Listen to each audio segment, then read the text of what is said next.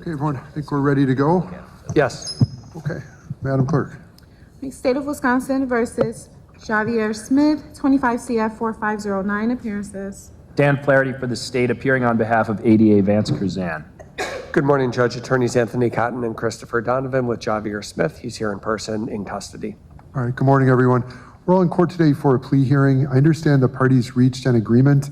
An amended information has been filed with the court. I'll start with Mr. Flaherty on that agreement. Thank you, Judge. Right away, we're hearing that a plea deal has already been negotiated behind the scenes. That's a huge moment because it means both sides have weighed the risks of a trial and decided this resolution is preferable. But notice the prosecutor's wording. They'll recommend substantial prison at sentencing. The guilty plea may settle the question of guilt, but the battle over punishment is still very much ahead. The state has offered the following resolution to Mr. Smith. If he enters a guilty plea to the amended charge of second-degree reckless homicide, use of a dangerous weapon, the state would dismiss but read in count 2, which is possession of a dangerous weapon by a person under the age of 18. And at the time of sentencing, recommend substantial prison to the court. And of course, the defense would be free to argue at time of sentencing. Mr. Cotton? Yes, that's correct. Right. And then amended information has been filed with the court. Has the defense received it? We do. We're going to enter a not guilty plea to that and waive its reading. Okay. And the court accepts the plea then pending my discussion with Mr. Smith about this change of plea. So, Mr. Smith, I have a number of questions for you about your plea to make sure you understand what all this means, okay? I see you nodding. I will need you to answer out loud, though, okay? Yes. Yeah, I understand. Okay. All right, let's pull that mic down and a little closer to you. There we go. Thank you. Okay, so, Mr. Smith, now, do you understand with this amendment to the charges, count 1 has been amended to 1 count of second-degree reckless homicide with use of a dangerous weapon. This is an incident from September 21st of 2025 involving the death of Aoria Jones. This is a Class D felony. The maximum penalty for this offense is a fine of up to $100,000 or imprisonment for not more than 25 years or both.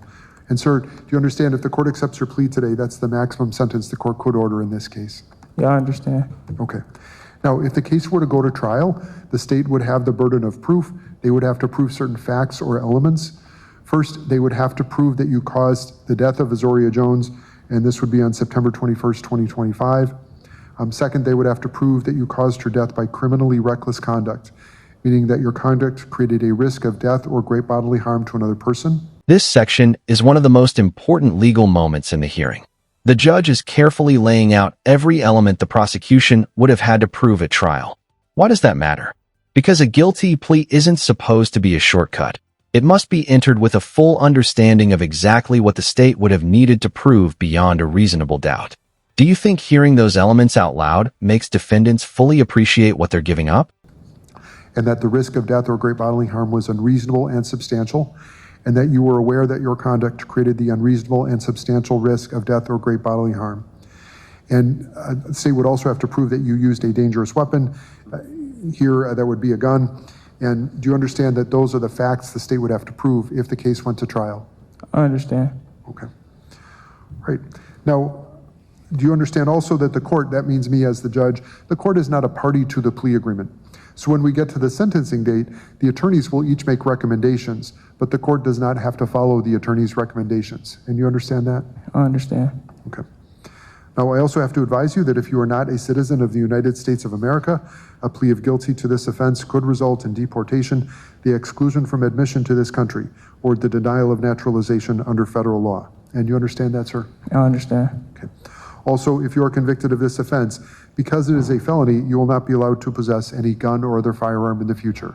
Listen to the long list of consequences the judge just covered. Most people focus on prison time, but felony convictions often come with lasting effects that continue long after a sentence is served, restrictions on firearms, voting rights, and other legal disabilities. This is why plea hearings can feel slow and repetitive. The court is creating a record that the defendant knew exactly what was at stake. And you understand that too? I understand. Also, if you are convicted of this offense, you will be required to provide a biological specimen, that means a cheek swab, to the Wisconsin State Crime Lab for DNA testing and to pay a DNA surcharge. And you understand that as well? I understand. Okay. And if you are convicted of this offense, because it is a felony, you will not be able to vote in any election until your civil rights are restored. And you understand that too? Understand. And also, if you are convicted of this offense, because it is classified as a violent felony, you will not be able to possess body armor at any time in the future. And you understand that as well? Yeah, I understand. Okay. Understanding all these potential and mandatory consequences, how do you want to plead then as to the amended charge? Are you pleading guilty or not guilty? Guilty. And I have those plea forms in front of me that were filed by your attorneys on your behalf. Those forms indicate that they were signed on May 14th. Does that sound correct to you? May 14th when we went over him in the jail. Yeah, it's correct. Okay. Do you remember reviewing the forms with your attorneys before you signed them? Yeah, I remember. Okay. And when you reviewed the forms with your attorneys, did they answer any questions you had to your complete understanding and satisfaction? Yeah, they answered them. Okay. Do you have any other questions about what those forms say? No, I ain't got no questions. Okay. Now, the forms talk, among other things, about your mental health. Regarding your mental health today, within the last 24 hours, have you had any drugs, alcohol, or medication? No. Okay. Is there any medication that you're supposed to be taking that you have not taken? No. Okay. All right. And Mr. Cotton, have you reviewed these plea forms with your client and explained the contents to him? Yes, Judge, Chris and I went over this together with Mr. Smith in the jail. Okay. All right.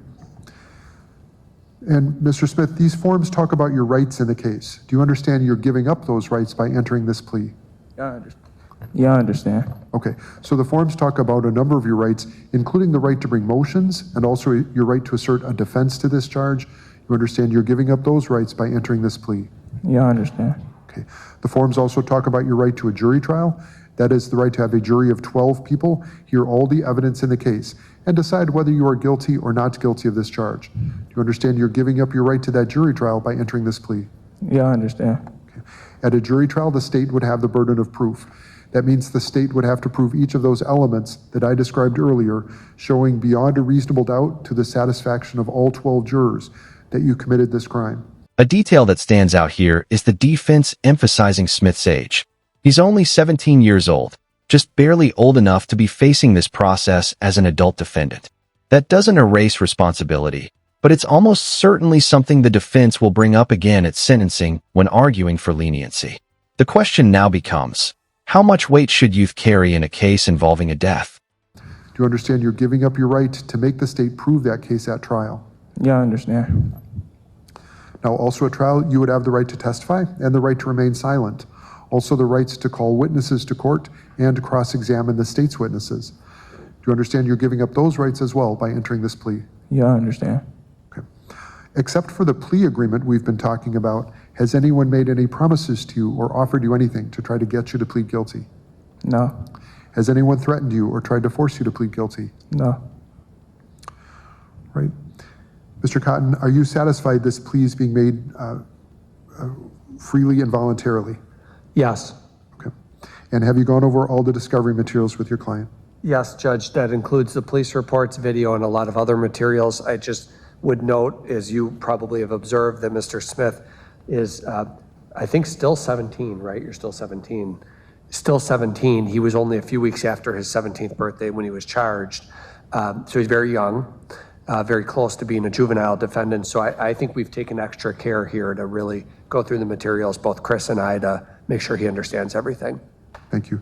Mr. Donovan, do you agree you've also participated in those reviews of these discovery materials and discussions with Mr. Smith? Yes, Your Honor. And you agree that he's making this plea freely and voluntarily? I believe so. Okay. All right, Mr. Smith, have you had enough time to talk with your attorneys about your case? Yeah. Are you satisfied with the way they are representing you? Yes. Okay. All right, at the beginning of the case, the state filed a complaint. The complaint describes what the state believes happened on September 21st, 2025, that led to the death of Aoria Jones and your actions on that date that caused her death. And sir, have you read that complaint? Yeah, I read it. Did you review it with your attorneys? Yeah, I reviewed it. Okay, do you have any questions about what the complaint says? No.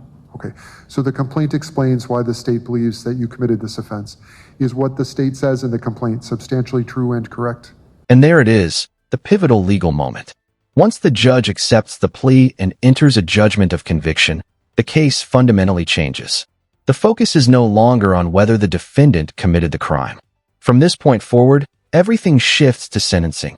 How much punishment is appropriate, what factors should matter most, and whether the court agrees with either side's recommendation.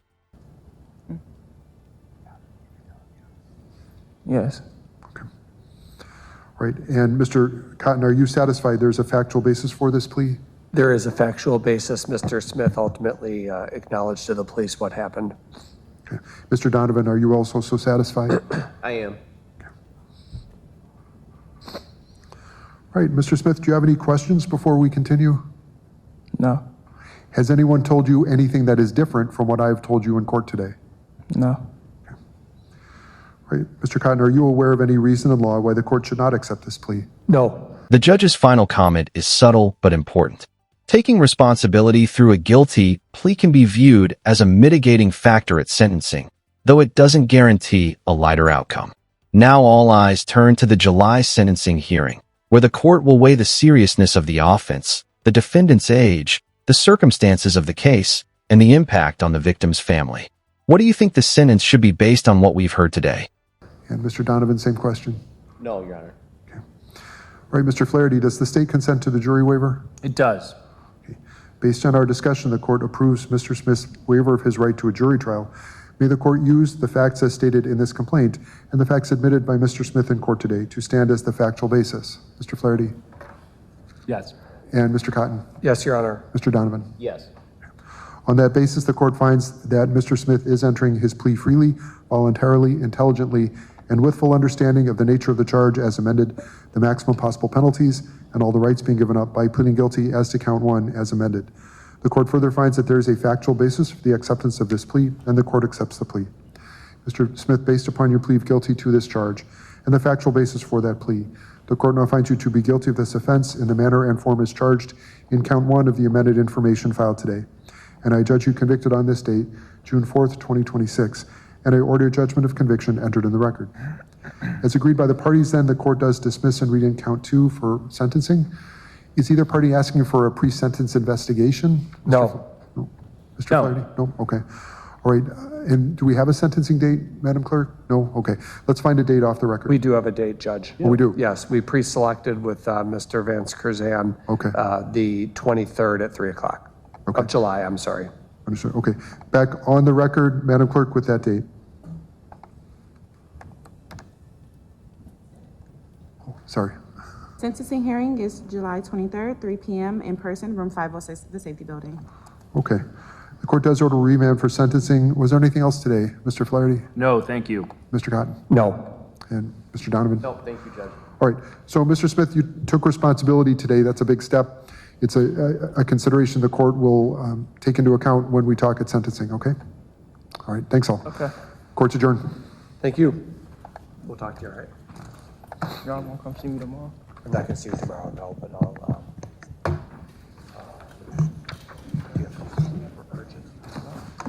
we'll come see you to get ready. We'll be fine.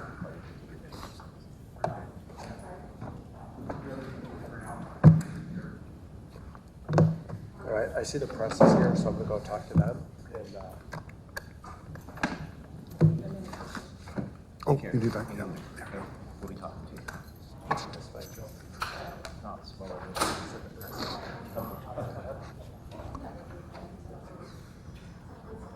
Oh, yeah.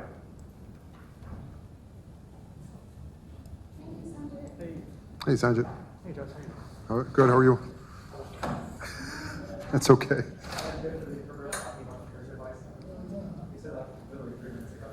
What is it right? We only have one? Is that right? Okay, yeah, okay. Yeah, I know. Yeah, I'm about ready to. Just want you to stand up a little bit so I can scoot you back and have a seat, okay? All right. No cell phone usage in the gallery. If you need to use your cell phone, step out in the hall. Folks, yeah, you can't use your cell phones here. Ladies, you got to put those away. I understand you want to take pictures, but you can't in the courtroom.